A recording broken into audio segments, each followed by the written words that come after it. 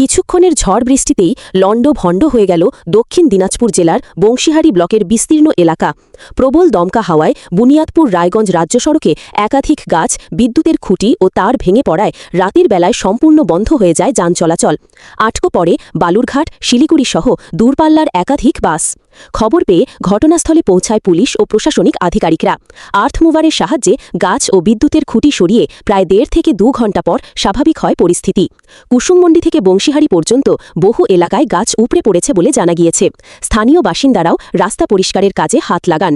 ঝড়ের তীব্রতায় আতঙ্ক ছড়ায় সাধারণ মানুষের মধ্যে। অনেকেই একে চলতি মরশুমের অন্যতম ভয়াবহ কাল বৈশাখী বলে দাবি করেছেন। মূলত কুশমন্ডি থেকে নারায়ণপুর পর্যন্ত এর দীর্ঘ বিস্তৃত রাস্তা ঝড়ের প্রকোপে পড়ে। বিভিন্ন গাছ এবং সেই সঙ্গে ইলেকট্রিক পোল এবং তার ছিঁড়ে রাস্তার উপরে পড়ে থাকে, যার ফলে প্রশাসনের আধিকারিক থেকে শুরু করে অ্যাম্বুলেন্সের রোগী পর্যন্ত এই ঝড়ের প্রকোপে পড়ে।